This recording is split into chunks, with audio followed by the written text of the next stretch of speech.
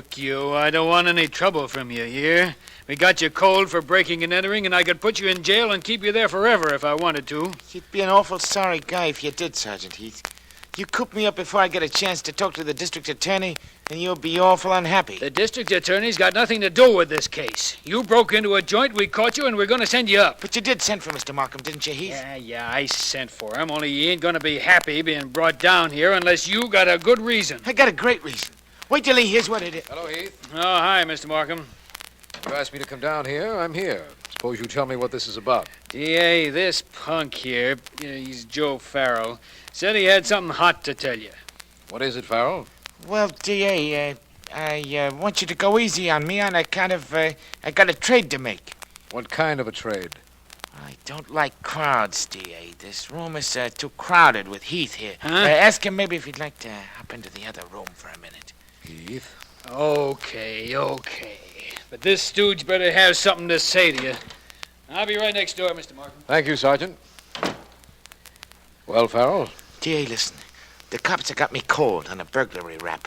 Okay, I ain't looking to crawl out of that. Only I want him to go as light as possible. I should think you would. I got information I'll hand you if there ain't too much pressure put on me by Heath. We can't make any trades with criminals, Farrell. Although if you know something that might help us, perhaps the judge might be lenient if you throw yourself on the mercy of the court. Yeah, that's okay by me. Listen, Markham, here's the dope. You know the City Museum? Very well. Okay. Well, the museum gets a big shipment from some foreign country. I ain't sure where. And it comes in this afternoon. It comes from some collector who died and willed the whole thing to the joint. Well?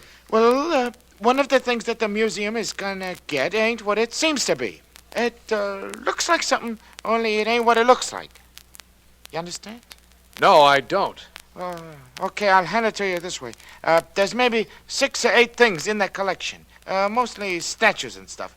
Only there's something about one of the statues. Really? What? I don't know.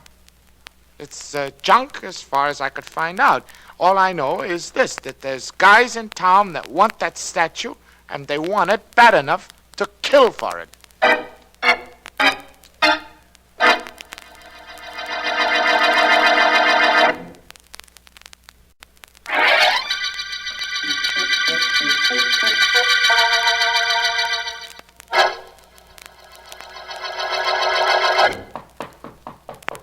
Come in.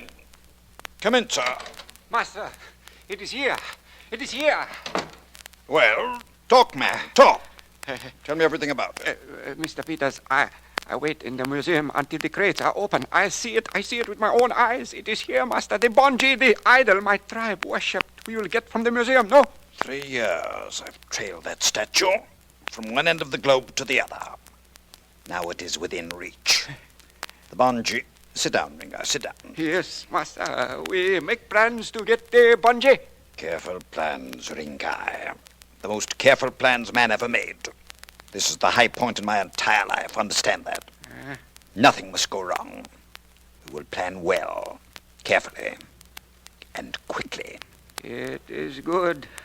Soon my tribe will be at peace within themselves. Soon I bring back to them the Bonji. Tonight, we will get it, Ringai. Right now, I'm sure I'm going to need this. What you get from the drawer, Master? This. Ringai, the Bonji is 1,000 years old. Stolen from your country. Yes. I will return this ancient masterpiece to your people, Ringai. But to do that, it is quite possible that I will need this very modern weapon. This automatic pistol.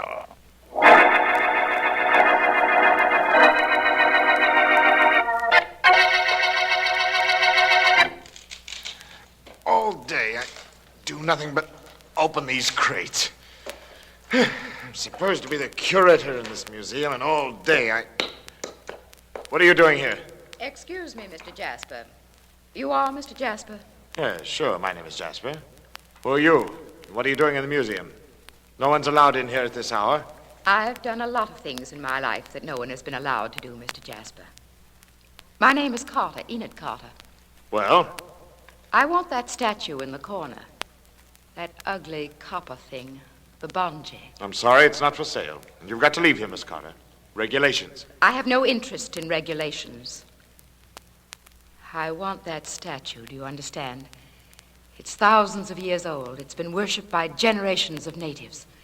I must have it for my collection. I'm sorry, Miss Carter. There's nothing I can do for you. I can't sell it to you. It just isn't for sale. And you'll have to leave here now. I've got to get the rest of this stuff uncrated before I can go to bed. And I'm tired. Listen, Mr. Jasper, listen closely. I want that statue, the Bonji. I must have it. I'll pay you for it. More money than you've ever seen in your whole life. I don't know why everybody wants the Bonji. It's only an ugly piece of copper. What? Who else wants it? Tell me, man, who else was here asking about the Bonji? A fellow named Peters called up on the phone about it a little while ago. You know him? He mustn't have it. Whatever you do, you mustn't sell it to him. Miss Carter, I can't sell it to anybody. It belongs to the museum, and the museum has decided it is not for sale. I don't care what the museum has decided. I'm going to have that statue before Mr. Peters or anyone else gets it. I'm going to have it, and I'd just like to see anyone stand in the way of my getting it.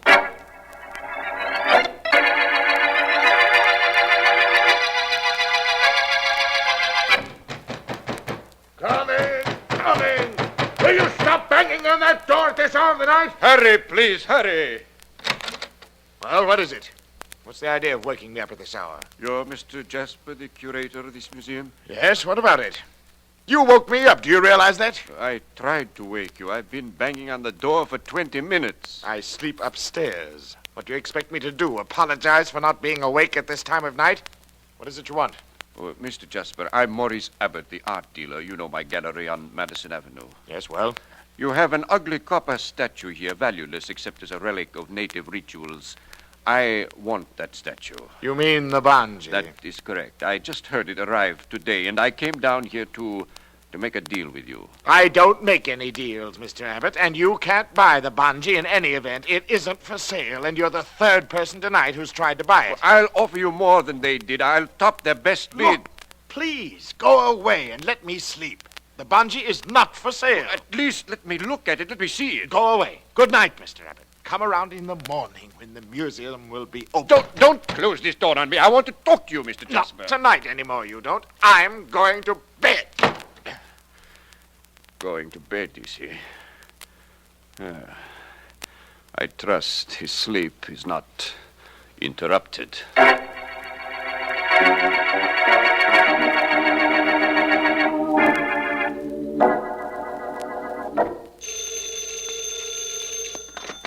Philo Vance speaking. Vance, Markham. Well, hello, Markham.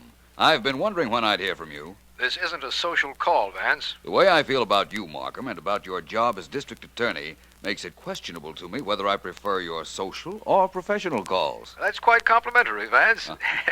Perhaps the purpose of this call might return that compliment. There's been a murder down at the City Museum, and we need help. Delighted that you do, Markham. Who was killed?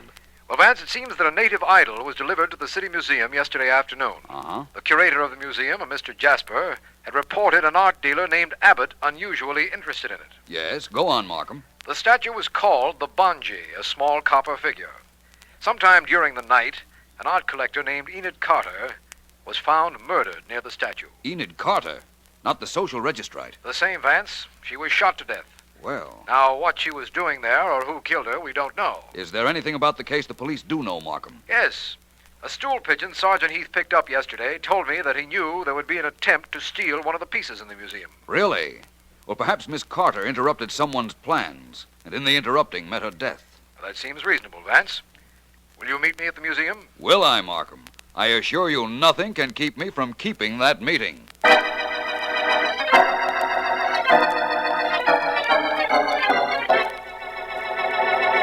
Come right into this room, please, Mr. Jasper. Mr. Vance would like to talk to you. Yes, Mr. Markham, of course.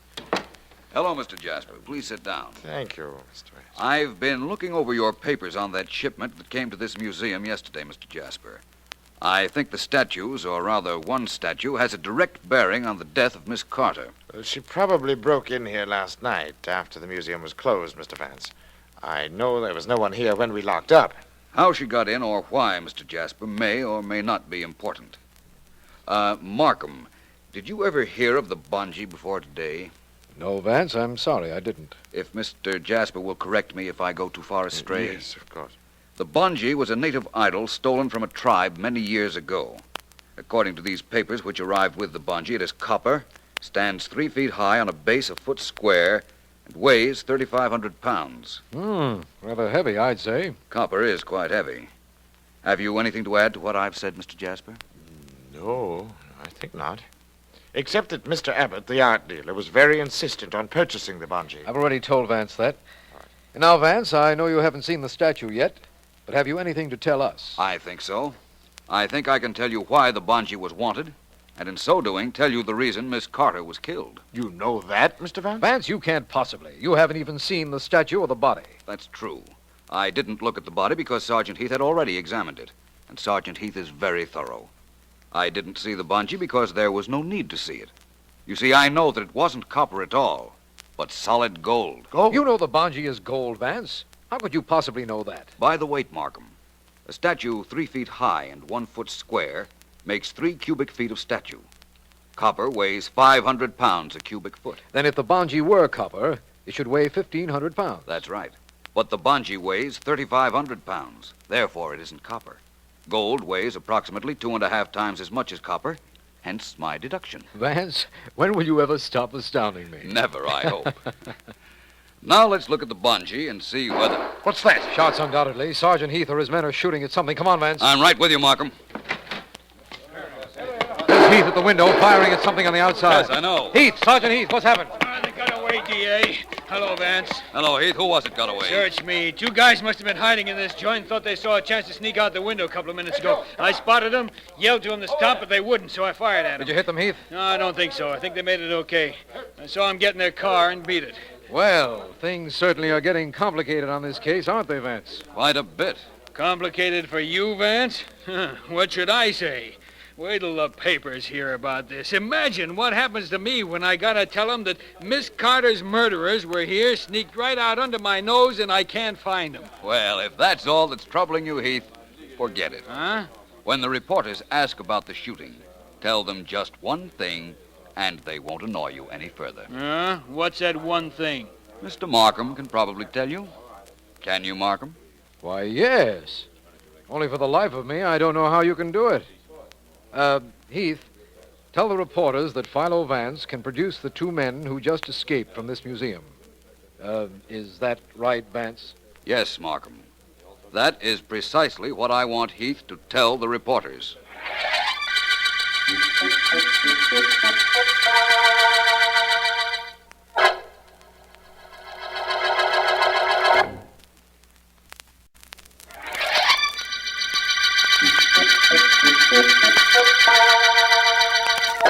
This is District Attorney Markham. The Idle murder case began before there was a murder. It seems that several people, among them Maurice Abbott, an art dealer, and Enid Carter, wanted the bungee, a native idol supposed to be copper, but which actually is gold. Philo Vance reasoned it was gold, and subsequent tests proved him right. After Miss Carter was found dead, 2 men were seen fleeing from the museum, and Vance announced that he would produce them despite the fact that he hadn't even seen them. Only Vance could possibly make a statement like that. And it is some time later, when he has gone to his office. Vance and his secretary... Read it again, will you please, Miss Deering? What's the matter, Vance? My diction bad or my voice so pleasant you just like to hear it? I'd like to be absolutely certain of what the newspaper says, that's all. No criticism, no compliment. That's my boss. Okay, here we go. Just the headline and the subhead will do. Right. It says, Police say Philo Vance can produce mystery men. Subhead, famous private investigator believed to know identity of 2 men who fled from City Museum in hail of shots. Period. More? No, that ought to be quite sufficient, thank you. Vance, since when have you become mysterious?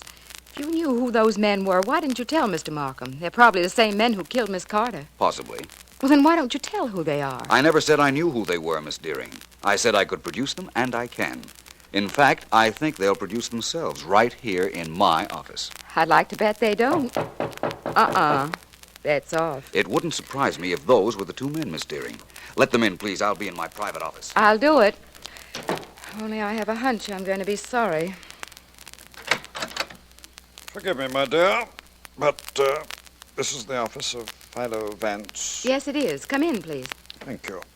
Come, Ringo. Yes, master. My dear, I must see Mr. Vance. Is he in? He's not only in, but unless I'm mistaken, he's expecting you. Go right into his private office. Go right in. Thank you, my dear. Thank you very much. Oh, it's all quite all right. All part of a day's work. Wait out here, Ringo. I shan't be long. Yes, master. Hey, you're not going to leave him out here with me. I assure you, my dear, you're quite safe. Wait for me, Ringo. Yes, master. Mr. Vance? Come in, sir. Mr. Vance, you know me, sir? I know who you are. Perhaps the formalities of an introduction might be in order, though. Please sit down. Thank you, sir. Thank you. Mr. Vance, I am Jonathan Peters, world traveler, lecturer. Authority on native art. I know of you, Mr. Peters. Thank you, sir. Thank you. Mr. Vance, according to the newspapers, you knew it was I who was seen fleeing from the City Museum early today. I've come to ask you, sir, to implore you not to reveal my identity. You realize that a young lady was murdered in the museum you were seen leaving? I had nothing to do with her death, I assure you, sir. And I have here my personal check made out to you for $25,000. The check would be in lieu of my not revealing your identity to the police. Exactly. For the sake of your conscience, you might know that my friend and I did not kill Miss Carter. We were in the museum to see the Bonji, and then she was shot. But the alarm was sounded so soon. The officer on the street came in so quickly we could not escape. We waited our chance and tried to get out while you were in the museum. Apparently, you saw us. We'll let it go at that. Your story may or may not be correct. But tell me something, Mr. Peters. Do you know the history of the Bonji? Of course I do, sir. It was stolen many years ago from a native tribe.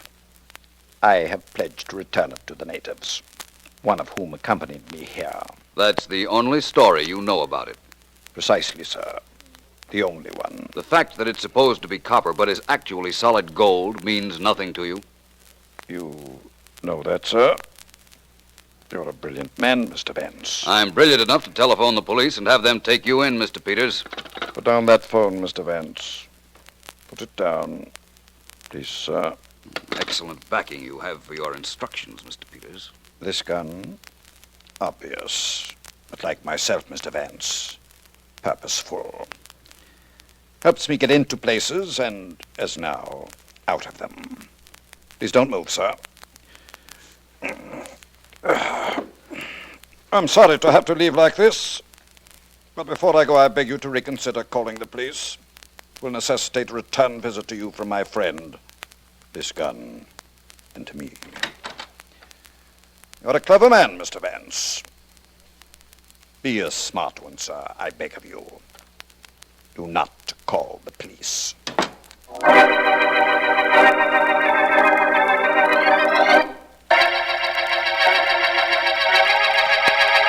Do you deny, Mr. Abbott, that you threatened the museum curator, Mr. Jasper, when he would not sell the Bonji to you for your gallery?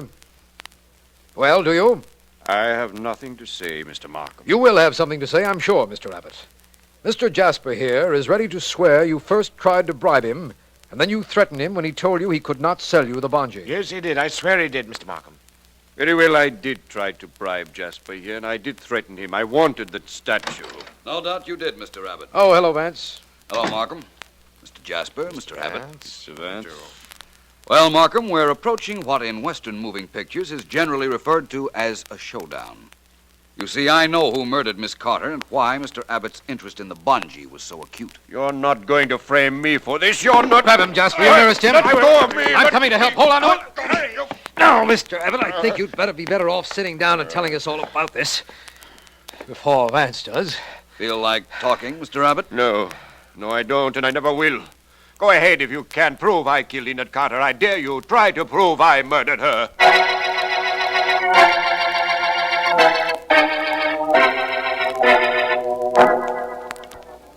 Well, Vance, that's the City Museum right ahead of us. Yes, it is. You didn't ask Sergeant Heath and me to come here with you, merely as bodyguards, did you? No, Markham, I didn't. Well, I'm glad of that. I'd like to put this body of mine in a big bed and guard it with a couple of blankets. No lullaby, Heath. Oh, Vance, why did you have the City Museum closed to the public for the past few hours? Obviously, because I wanted no one to be there except whoever it is who will try to steal the bungee. somebody's going to try to steal that statue tonight? Perhaps.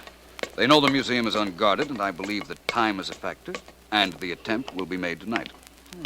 You have the door key, Markham. Yes, of course, right here. Open it quietly, please. All right. If I'm not mistaken, we are about to interrupt the theft of the bungee. Hey, wait a minute. You can't know that. I don't know it, Heath, but I merely think it. I believe I saw a flashlight hit a window a second ago. The flashlight carried by somebody inside the museum. Well, Markham? I'm a little slow because I'm trying to do this as quietly as possible. There. Here we are. Vance. I see it, Markham. The flashlight at the other end of this hall. Close the door, Heath, please. Quietly. I've got my finger on the light switch. Right.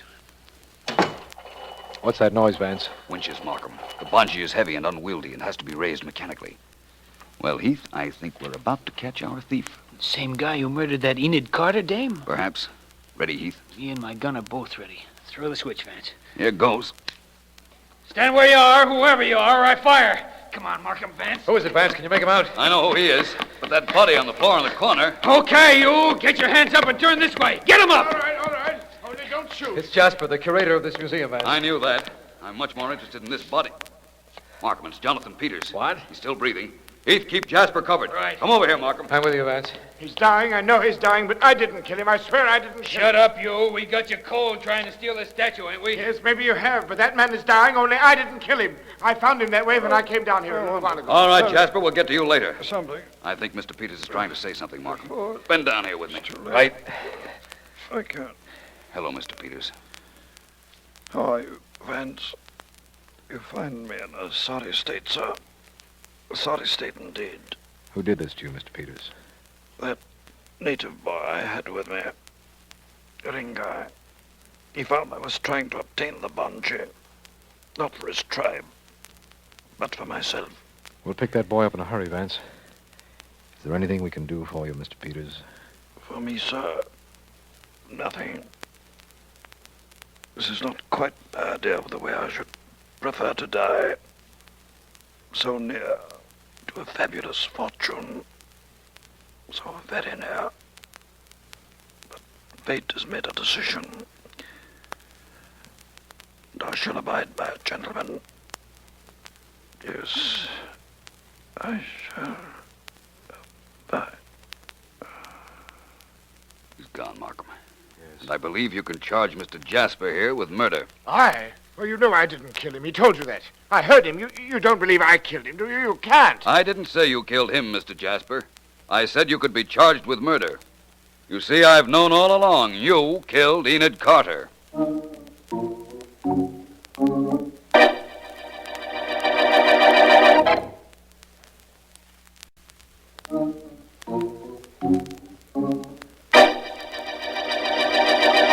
Look, Vance, if you think I'm going to ask you a single question, you're nuts. Very well, Sergeant Heath. Suppose we leave it at that. Wait a minute. Just 1 minute and maybe one question. How did you know Jasper killed that Miss Carter? Well, Heath, I'll tell you. To begin with, he knew the weight of that statue, the bungee. Knowing it, he knew it wasn't copper, but gold. And, as such, worth a fortune. That still don't tell me where Miss Carter comes in, or that Peters guy and his stooge either, or Abbott. They all come in together, Heath. They all wanted the bungee. Miss Carter wanted it so much that the night of her death, she came to the museum to make a deal with Jasper to steal it. But apparently she came into the museum while Mr. Jasper was trying to do that very thing for himself, and she caught him at it. Yeah, but Peters and the native were there, too. That's right. But fortunately for them, they hadn't gotten into the room where the bungee was kept. They were in another room when they heard shots. A policeman came tearing in, discovered the body, and they couldn't get out until the next day. You see, they were hiding in the museum. Yeah, but if they couldn't get out, how could the murderer? He couldn't either. That's how I knew it was Jasper. His living quarters were upstairs. He got up there in time to be presumably awakened by the police. And Abbott, the art dealer? Completely innocent, although he was working for Peters. And Peters had threatened his life if Abbott revealed Peters' identity to us. That accounts for his attitude while we were questioning him earlier today. Yeah, I guess it does. Hey, Vance, I promised you I wouldn't ask any questions, and I bet I asked a million, huh? It's all right, Heath. I enjoyed answering them. I like to make statements, you see. Statements such as, this is the end of the Idol murder case.